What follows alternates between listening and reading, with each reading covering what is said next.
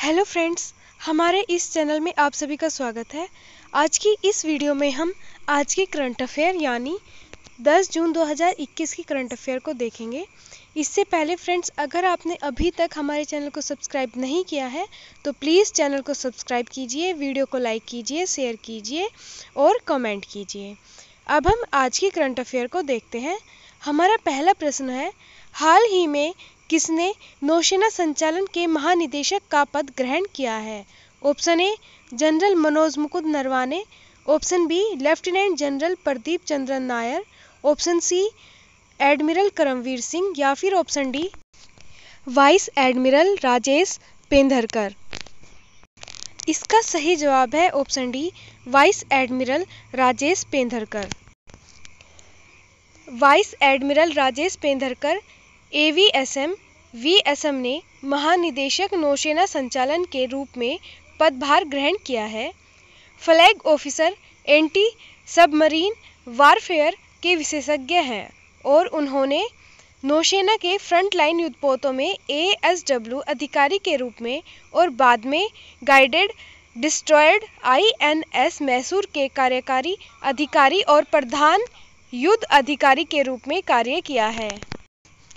Missile corvette INS कोरा, missile युद्धपोत INS Shivalik और विमान वाहक पोत आईएनएस विराट की कमान भी संभाली है। अगला प्रश्न है, एनीमिया मुक्त भारत सूचकांक में पहले स्थान पर कौन सा राज्य है? Option A Uttar Pradesh, option B Madhya Pradesh, option C Jharkhand या फिर ऑप्शन डी हिमाचल प्रदेश। इसका सही जवाब है ऑप्शन बी मध्य प्रदेश। मध्य प्रदेश 64.1 के स्कोर के साथ पहले स्थान पर है और उसके बाद ओडिशा 59.3 के स्कोर के साथ दूसरे स्थान पर है। हिमाचल प्रदेश एनीमिया मुक्त भारत इंडेक्स 2020-21 की राष्ट्रीय रैंकिंग में 57.1 के स्कोर के साथ तीसरे स्थान पर पहुंच गया है। वर्ष 2018-19 में हिमाचल प्रदेश 18वें स्थान पर था, लेकिन सरकार और क्षेत्र के पदाधिकारियों के लगातार प्रयासों से राज्य तीसरे स्थान हासिल करने में सफल रहा। 3 साल की छोटी अवधि में मर्दा संचारित कृमि की व्यापकता 29% से घटकर 0.3% हो गई थी। अब इससे संबंधित महत्वपूर्ण जानकारी को देख लेते हैं जो एग्जाम के पॉइंट ऑफ व्यू से इम्पोर्टेंट है। मध्य प्रदेश के मुख्यमंत्री हैं श्री शिवराज सिंह चौहान, मध्य प्रदेश की राज्यपाल हैं आनंदीबेन पटेल, हिमाचल प्रदेश के मुख्यमंत्री हैं जयराम सिंह ठाकुर और हिमाचल प्रदेश की राज्यपाल है श्री बंडारू दत्तात्रेय। अगला प्रश्न है, हाल ही में बिटकॉइन को लीगल टेंडर का दर्जा देने वाला दुनिया का पहला देश कौन सा है? Option A Iran, option B तुर्की, ऑप्शन सी अल साल्वाडोर या फिर ऑप्शन डी अमेरिका। इसका सही जवाब है option C El Salvador. El Salvador bitcoin को लीगल टेंडर का दर्जा देने वाला दुनिया का पहला देश बन गया है।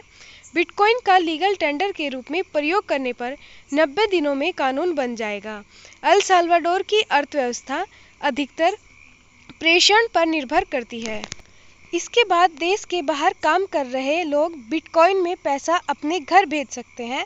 बिटकॉइन का पूरी तरह से वैकल्पिक प्रयोग होगा। यह देश के अंदर वित्तीय समावेशन, निवेश, पर्यटन, नवाचार और आर्थिक विकास लाएगा। अब एग्जाम के पॉइंट ऑफ व्यू से इससे संबंधित महत्वपूर्ण जानकारी को देख लेते हैं।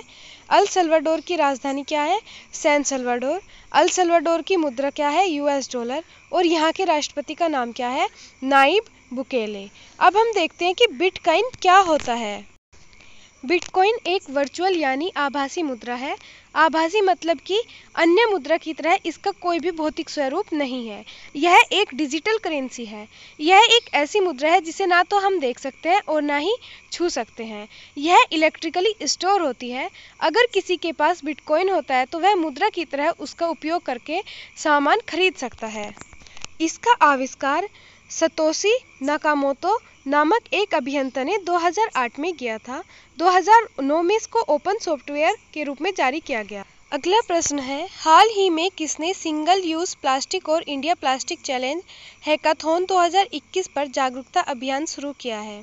Option A Piyush Goyal, option B Prakash Javadekar, option C Ramesh Pokhriyal Nishank या फिर ऑप्शन डी राजनाथ सिंह। इसका सही जवाब है ऑप्शन बी प्रकाश जावड़ेकर। विश्व महासागर दिवस के अवसर पर केंद्रीय पर्यावरण, वन और जलवायु परिवर्तन मंत्री प्रकाश जावड़ेकर ने सिंगल यूज प्लास्टिक (SUP) और भारत प्लास्टिक चैलेंज हैकाथॉन 2021 पर 2 महीने का जागरूकता अभियान शुरू किया है। 2019 में भारत सरकार ने 2022 तक भारत में SUP को चरणबद्ध तरीके से समाप्त करने का लक्ष्य भी रखा है। अब देखते हैं इंडिया प्लास्टिक चैलेंज हैकाथॉन 2021 क्या है। प्लास्टिक अवशिष्ट प्रदूषण से निपटने और सिंगल यूज प्लास्टिक को खत्म करने के लिए हैकाथॉन की घोषणा की गई है। इसका उद्देश्य प्लास्टिक प्रदूषण को कम करने और एकल उपयोग प्लास्टिक के विकल्प विकसित करने के लिए अभिनव समाधान विकसित करना है। पर्यावरण, वन और जलवायु परिवर्तन मंत्रालय के केंद्रीय मंत्री प्रकाश जावड़ेकर हैं। अगला प्रश्न है, QS वर्ल्ड यूनिवर्सिटी रैंकिंग 2022 के अनुसार कौन से विश्वविद्यालय को सर्वश्रेष्ठ विश्वविद्यालय का स्थान मिला है? Option A Oxford University, option B California University, option C IISc Bengaluru या फिर option D Massachusetts Institute of Technology MIT। इसका सही जवाब है option D Massachusetts Institute of Technology MIT। London स्थित क्वापरेसी साइमंड्स ने QS वर्ल्ड यूनिवर्सिटी रैंकिंग 2022 जारी की है, जो विभिन्न मानकों पर दुनिया भर के विश्वविद्यालयों की तुलना और रैंक करती है। 9 जून 2021 को जारी QS यूनिवर्सिटी रैंकिंग 2022 में 8 भारतीय विश्वविद्यालयों को सर्वश्रेष्ठ 400 वैश्विक विश्वविद्यालयों में जगह दी गई है। हालांकि केवल 3 विश्वविद्यालय भारतीय प्रौद्योगिकी संस्थान IIT बॉम्बे, IIT दिल्ली और IISc बेंगलुरु शीर्ष 200 में शामिल यूनिवर्सिटीज हैं। टॉप भारतीय यूनिवर्सिटी को देखते हैं कौन कौन सी रैंकिंग मिली है। IIT बॉम्बे को 177 रैंक के साथ भारत के सर्वश्रेष्ठ विश्वविद्यालय के रूप में स्थान दिया गया है। इसके बाद IIT दिल्ली 185 और IISc 186 बेंगलुरु का स्थान है। भारतीय विज्ञान संस्थान IISc बेंगलुरु को दुनिया के शीर्ष अनुसंधान विश्वविद्यालयों के रूप में भी चुना गया है, जो प्रति संकाय CPF संकेतक के लिए 100/100 का एक स्कोर प्राप्त करता है, जो अनुसंधान प्रभाव को मापता है। यह पहला मौका है जब किसी भारतीय संस्थान ने शोध या किसी अन्य पैरामीटर में पूर्ण 100 अंक प्राप्त किए हैं। अब टॉप यूनिवर्सिटीज देखते हैं। Massachusetts Institute of Technology MIT ने लगातार 10वें साल रैंकिंग में टॉप किया है। MIT के बाद दूसरे स्थान पर ऑक्सफोर्ड विश्वविद्यालय है। स्टैनफोर्ड विश्वविद्यालय और कैम्ब्रिज विश्वविद्यालय को तीसरा स्थान साझा किया है। QS वर्ल्ड यूनिवर्सिटी रैंकिंग के बारे में अब कुछ देखते हैं। इसके संस्थापक और CEO कौन है? नुंजियो क्वाकवेरेली। और इसका मुख्यालय कहाँ पर है? United kingdom. अगला प्रश्न है, विश्व प्रत्यायन दिवस कब मनाया जाता है? ऑप्शन ए 8 जून, ऑप्शन बी 5 जून, ऑप्शन सी 9 जून या फिर ऑप्शन डी 13 जून। इसका सही जवाब है ऑप्शन सी 9 जून। विश्व प्रत्यायन दिवस प्रतिवर्ष 9 जून को अंतर्राष्ट्रीय प्रयोगशाला प्रत्यायन सहयोग ILSC और अंतर्राष्ट्रीय प्रत्यायन मंच IAF द्वारा मान्यता के मूल्यों को बढ़ावा देने के लिए दुनिया भर में मनाया जाता है। प्रत्यायन 2021 का विषय प्रत्यायन सतत विकास लक्ष्य ADG के कार्यान्वयन का समर्थन करना है। इससे संबंधित महत्वपूर्ण जानकारी को देख लेते हैं। राष्ट्रीय प्रत्यायन बोर्ड NABL CEO कौन है इसके? M वेंकटेश्वर। अगला प्रश्न है, EIU रिपोर्ट 2021 के अनुसार दुनिया का सबसे रहने योग्य शहर कौन सा है? Option A Osaka Japan, option B Adelaide Australia, option C Auckland New Zealand या फिर ऑप्शन डी न्यूयॉर्क संयुक्त राज्य अमेरिका। इसका सही जवाब है option C Auckland New Zealand.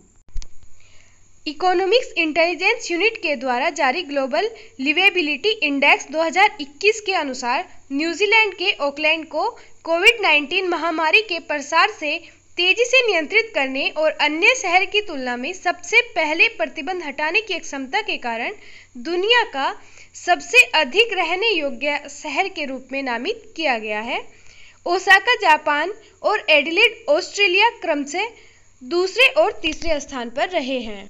Auckland ने सबसे अधिक रहने योग्य शहर वियना ऑस्ट्रेलिया की राजधानी को बदल दिया है। वियना 2018 के बाद से इस सूची में सबसे ऊपर थी। लिवेबिलिटी इंडेक्स एक द्विवार्षिक सूचकांक है और 5 संकेतकों के आधार पर शहरों को रैंक करता है। जो संकेतक हमारे निम्न हैं: स्थिरता, स्वास्थ्य सेवा, शिक्षा, संस्कृति और पर्यावरण और बुनियादी ढांचा। अब इससे संबंधित महत्वपूर्ण जानकारी को देख लेते हैं। इकोनॉमिक इंटेलिजेंस यूनिट के प्रबंध निदेशक रॉबिन बियू हैं। इसका मुख्यालय लंदन, यूनाइटेड किंगडम में है।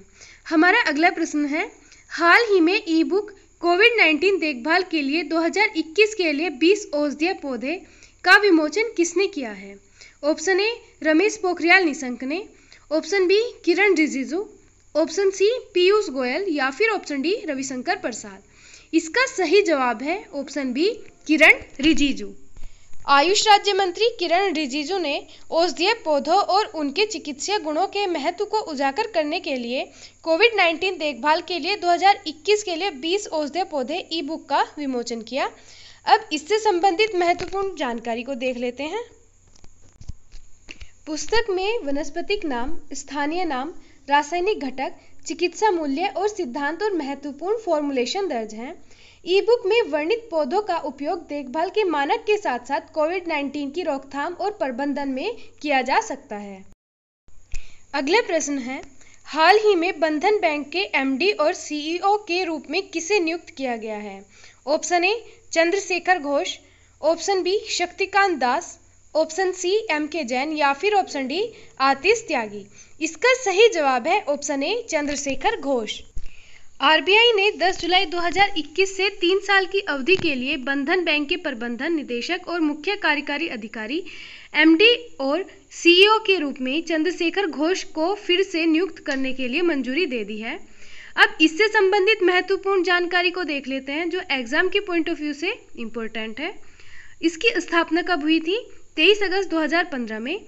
इसकी टैगलाइन क्या है? आपका भला सबकी भलाई। और इसका मुख्यालय कहाँ पर है? कोलकाता, पश्चिम बंगाल। अंतिम प्रश्न है, हाल ही में नीति आयोग ने सुरक्षित हम सुरक्षित तुम अभियान निम्नलिखित में से किसके साथ शुरू किया है?